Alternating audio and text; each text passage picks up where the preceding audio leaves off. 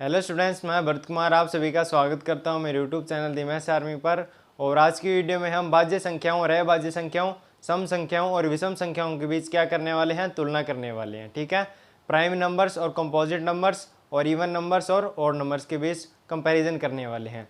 तो आप वीडियो में एंड तक बने रहिए। हो सकता है कि कोई बात मैं आपको ऐसी बता दूँ जो आपको पहले से भी पता ना हो। ठीक है, तो कुछ आपको नया सीखने को मिलेगा, तो आप वीडियो में एंड तक ज़रूर बने रहिए। तो पहले हम बात कर लेते हैं कि अभाज्य संख्याओं के बारे में, मतलब कि प्राइम नंबर्स के बारे में कि वो क्या होती है। तो वे संख्याएं जिनके केवल दो ही गुणखंड होते हैं, एक तो वह संख्या खुद और एक मतलब कि वन। एक तो वह संख्या खुद और एक वह संख्या खुद और एक इसके दो ही गुणखंड होते हैं, वह संख्या क्या कहलाती है, अभाज्य संख्या कहलाती है। जैसे 3, ठीक है, 3 के गुणखंड क्या हो सकते हैं, तो एक और एक वह संख्या, मतलब कि एक 3 खुद और एक ये एक। ठीक है, इसके दो ही गुणखंड संभव हो सकते हैं, तो ये संख्या क्या कहलाएगी, अभाज्य संख्या कहलाएगी, प्राइम नंबर कहलाएगा। ठीक है, ऐसे ही हमारे पास क्या है, 5 है।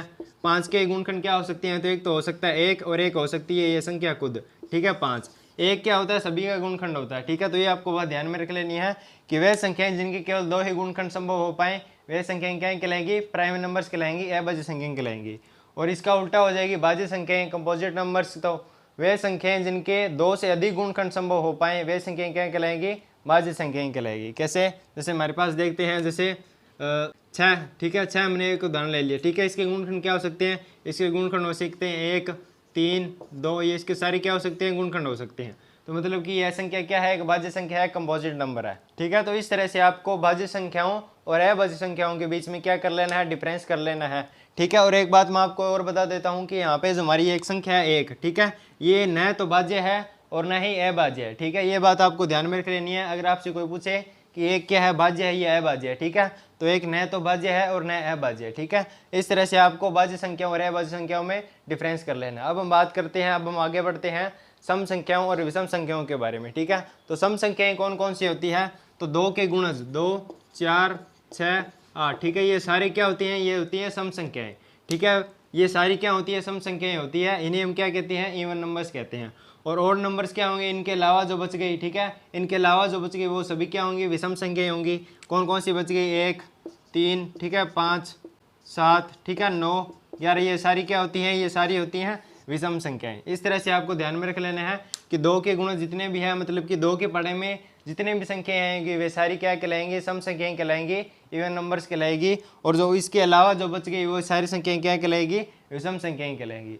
आपको ये बात ध्यान में रख लेनी है कि 2 जो संख्या है वो है सबसे छोटे क्या है, वह सबसे छोटी है अभाज्य संख्या। अगर आपसे पूछे कि सबसे छोटी अभाज्य संख्या कौन सी है, तो वो क्या है, 2 है।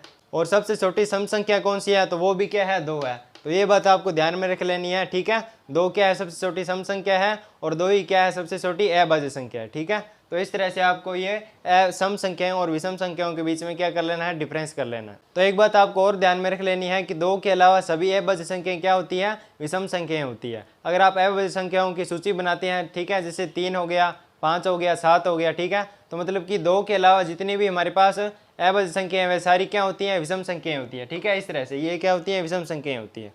तो दोस्तों, मैं उम्मीद करूंगा कि आपको भाज्य संख्याओं और अभाज्य संख्याओं और सम संख्याओं और विषम संख्याओं में अब कोई भी डाउट बाकी नहीं रह गया होगा। ठीक है, और आप हमारे चैनल को सब्सक्राइब कर सकते हैं, क्योंकि हम आपके लिए आगे भी ऐसी बेसिक मैथ्स से रिलेटेड जो वीडियो है वो आगे भी लाते रहेंगे। ठीक है, और वीडियो कैसी लगी आप हमें कमेंट में ज़रूर बताएं, और मिलते हैं नेक्स्ट वीडियो में। तब तक के लिए बाय बाय।